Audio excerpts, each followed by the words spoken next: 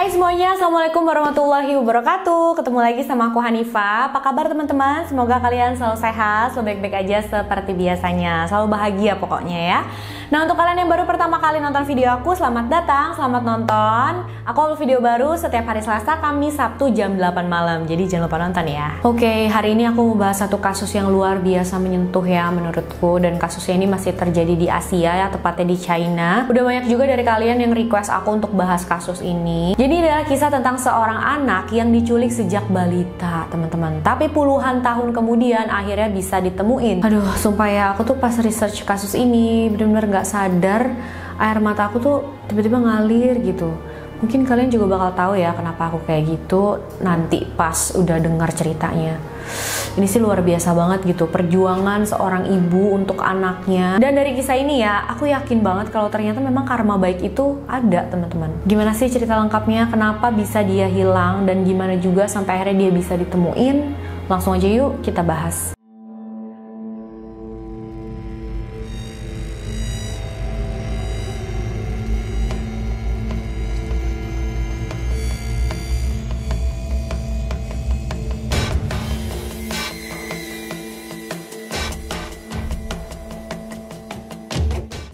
Dalam video kali ini aku mau membahas satu kisah tentang seorang anak yang bernama Mao Yin.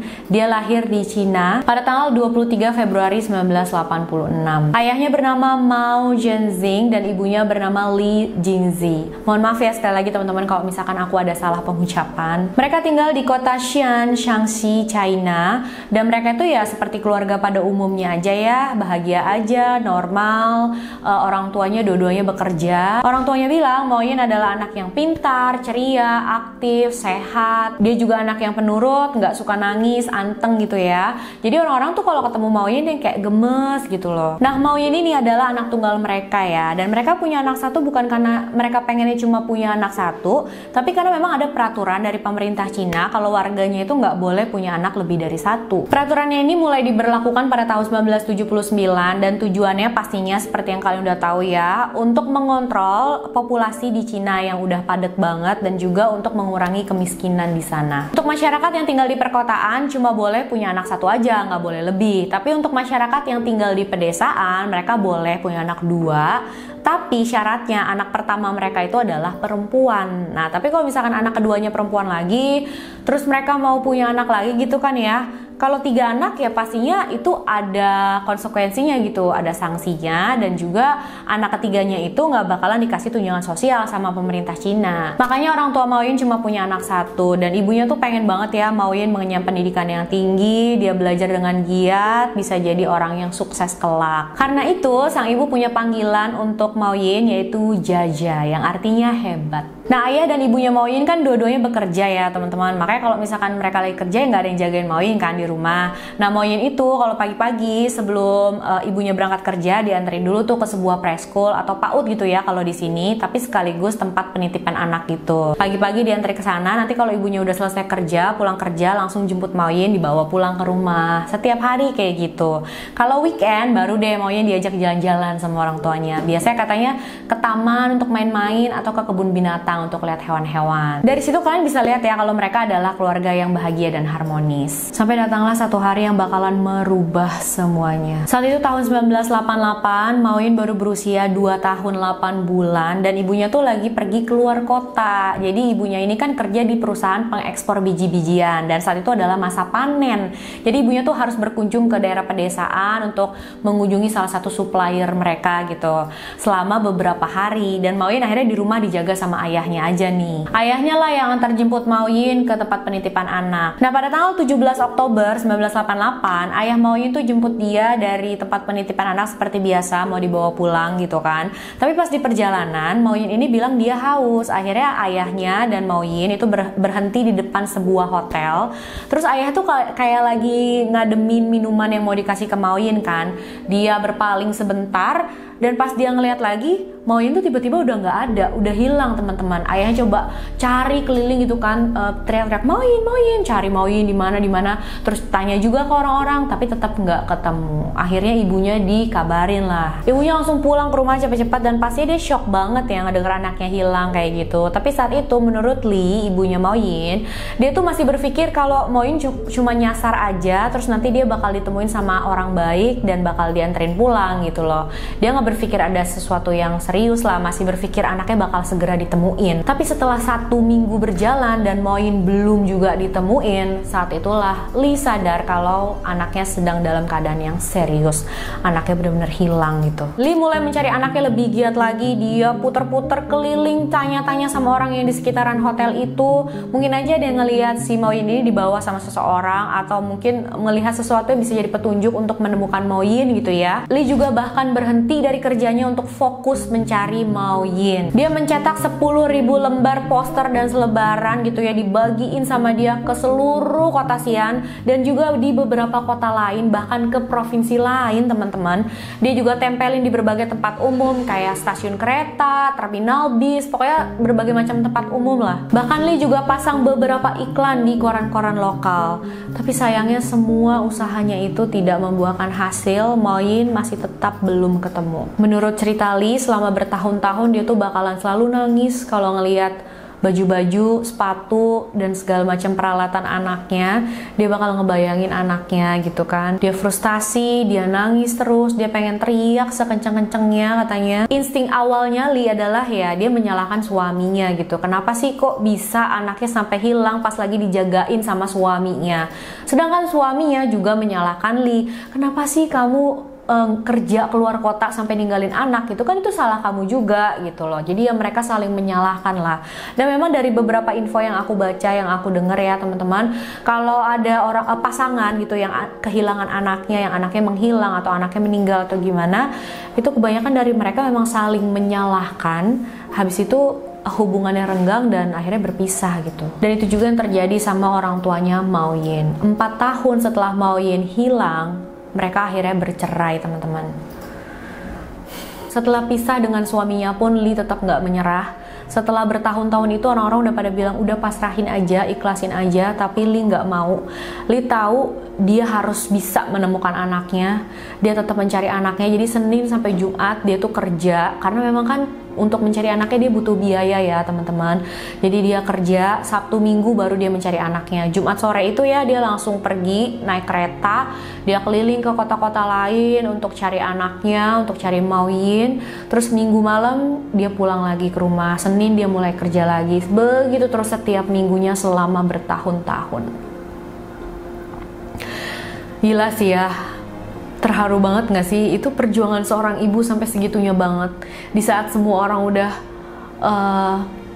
istilahnya udah ya udahlah ikhlasin aja, udah kayak nggak mungkin gitu, nggak mungkin. Tapi dia tahu ya di dalam hatinya, dia tahu kalau anaknya masih hidup, masih harus dicari, dia masih berjuang untuk itu. Lee juga sempat cerita kalau 1 tahun setelah Mao Yin menghilang, dia tuh sempat dapat petunjuk dari seseorang di sebuah pedesaan gitu.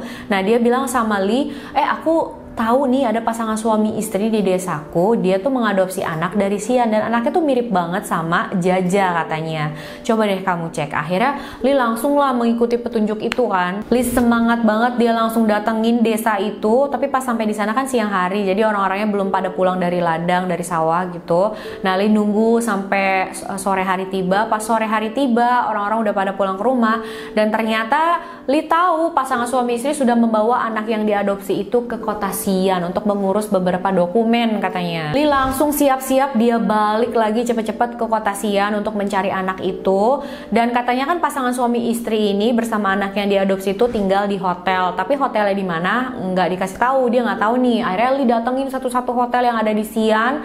Dia datengin beberapa hotel, dia butuh waktu berjam-jam untuk nyari sampai akhirnya ketemu deh tuh tempat hotel menginapnya. Dia tanya atas nama suami istri itu dan ternyata ada, tapi sudah check out teman-teman. pas banget gitu ya. Lee masih belum menyerah teman-teman, walaupun saat itu sudah larut malam, dia tetap memutuskan untuk naik kereta terus samperin rumah orang tua. Kan ada pasangan suami istri nih kan, si suaminya ini orang tuanya tinggal di kota Xi'an juga, disamperin sama Lee ke sana, tapi ternyata mereka nggak ada di sana. Dan saat itu sebenarnya Lee ini pengen cepet-cepet nyamperin ke kampung halaman si istrinya ini nih dari pasangan suami istri itu. Tapi saat itu keadaan Lee sangat tidak memungkinkan, dia lemes banget, dia udah nggak tidur cukup selama 3 hari, dia juga nggak makan dengan benar selama 3 hari itu, jadi dia harus istirahat dulu. Akhirnya dia istirahat. Setelah istirahat, dia melanjutkan pencariannya. Dia datangin kampung halaman si istri ini, dan di sana dia ketemu tuh sama pasangan suami istri dan juga anak yang diadopsi itu. Tapi cuma untuk kecewa teman-teman, karena anak itu ternyata bukanlah Mao Yin. Padahal dia udah berharap banget kalau itu adalah Mao Yin. Ya, Lee akhirnya frustasi banget, dia kecewa berat, dan ini sangat-sangat mempengaruhi hidupnya saat itu. Setelah hal ini terjadi, kondisi Lee itu semakin parah ya. Dia tuh pas malam selalu ngigo, teriak-teriak, panggil nama anaknya, Mao Yin, Mao Yin, karena dia tuh selalu mimpi anaknya panggil-panggil dia, mami, mami, sambil nangis gitu loh. Nah, ibunya Lee ini memperhatikan, terus dia bilang, Lee, kamu jangan sampai kenapa-napa, udah kamu pergi ke dokter Gi. Lee nurutin, akhirnya dia periksakan ke dokter. Terus dokternya bilang, Lee, kamu sudah mengalami hal yang luar biasa berat. Kalau untuk penyakit fisik kamu, aku bisa mengobatinya, kata dokter. Tapi kalau untuk penyakit atau rasa sakit yang ada di hati kamu, itu kamu sendiri yang bisa menentukan. Cuma kamu yang bisa menyembuhkan gitu. Itu tergantung kamu. Dan katanya perkataan dokter ini membuat Lee berpikir, oh iya, kalau aku nggak bisa kontrol emosiku, aku bakal jadi gila. Dan aku nggak bakal bisa meneruskan mencari anakku, aku nggak bakal bisa nemuin dia. Dan kalau suatu saat nanti dia kembali, dia bakal ngelihat ibunya adalah wanita yang gila, dan pasti itu bakal menyedihkan banget buat Mao Yin.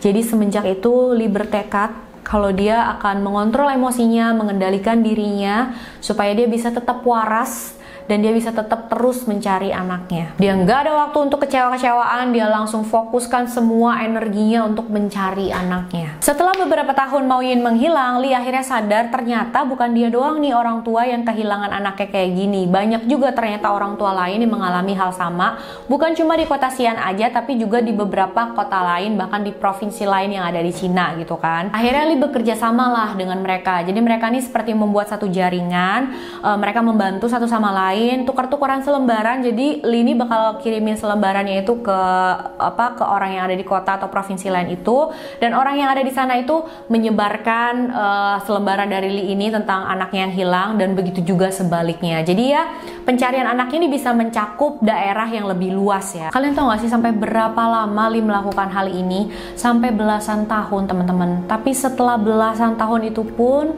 Lee masih juga belum bisa menemukan anaknya, tapi Lee nggak menyerah juga.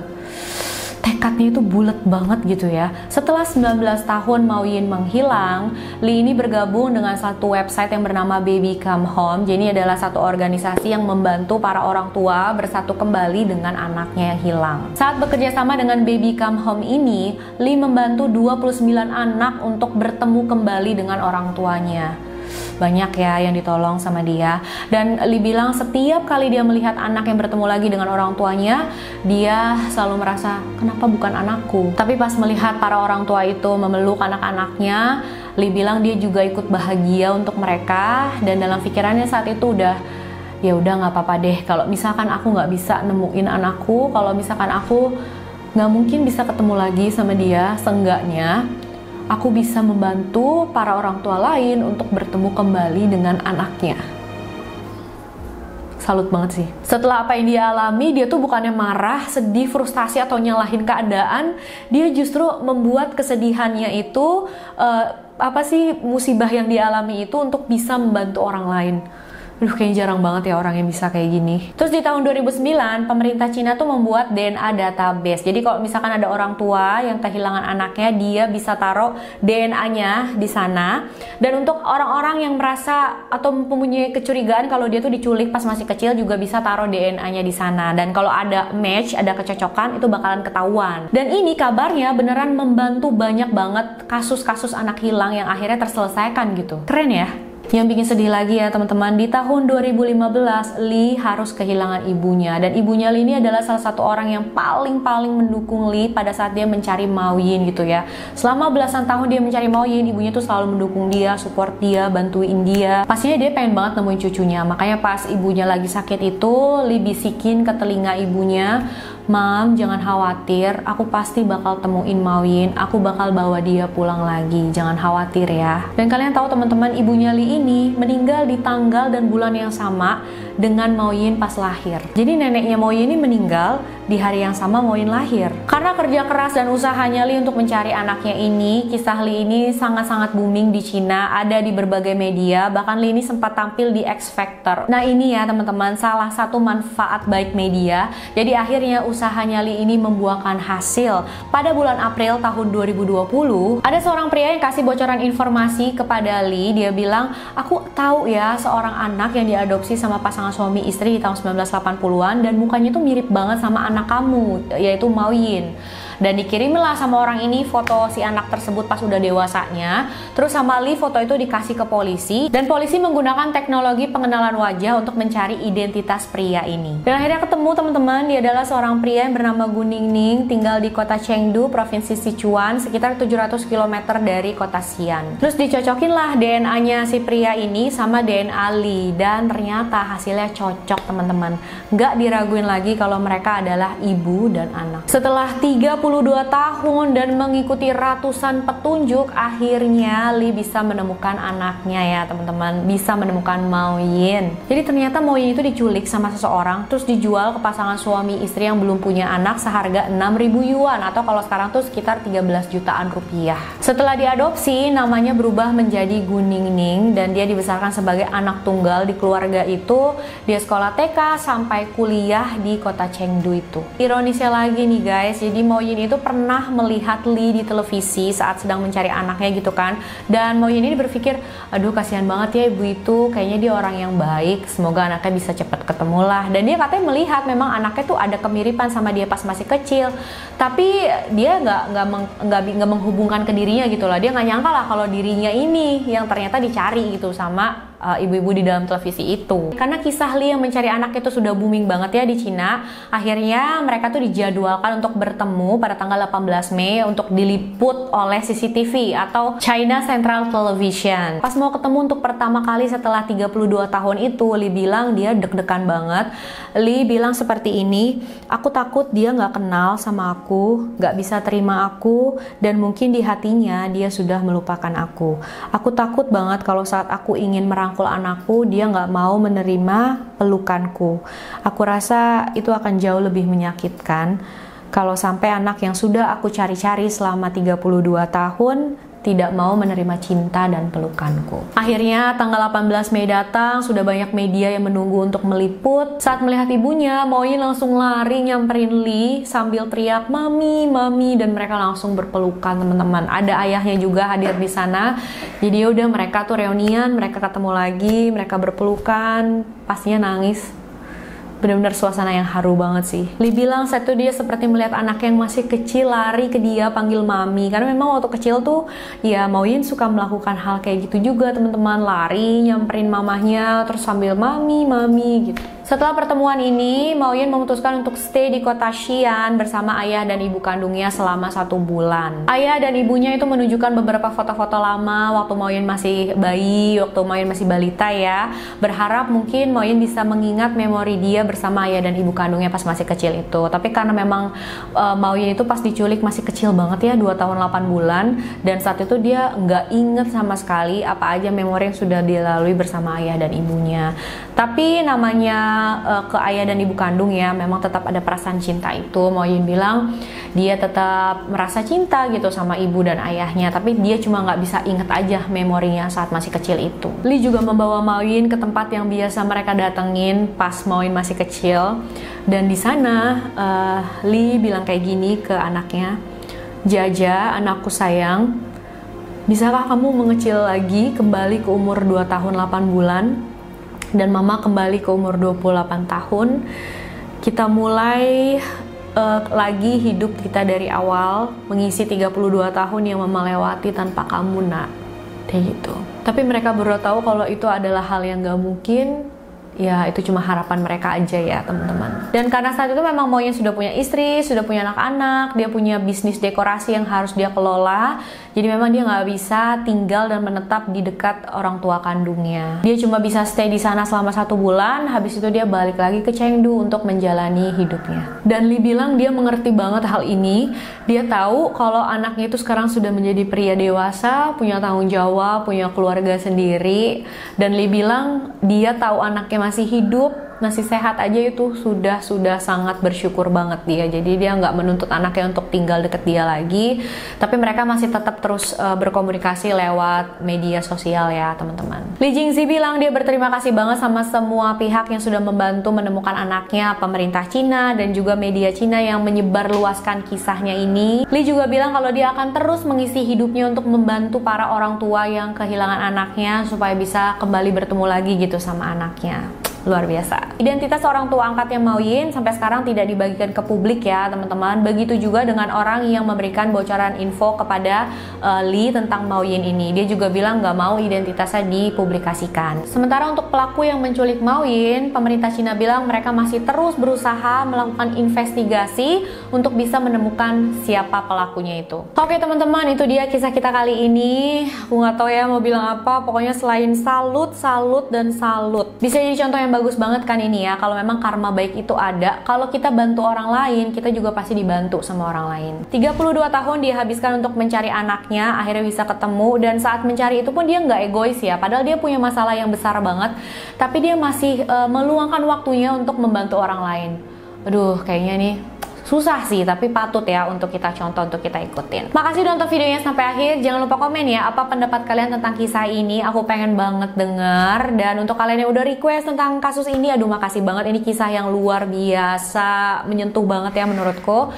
Jangan lupa like, jangan lupa subscribe juga untuk kalian yang belum subscribe. Dan jangan lupa ya, kalau mau request boleh juga lewat DM di Instagram aku, Hanifah Story 92. Sampai jumpa di video selanjutnya. Bye-bye.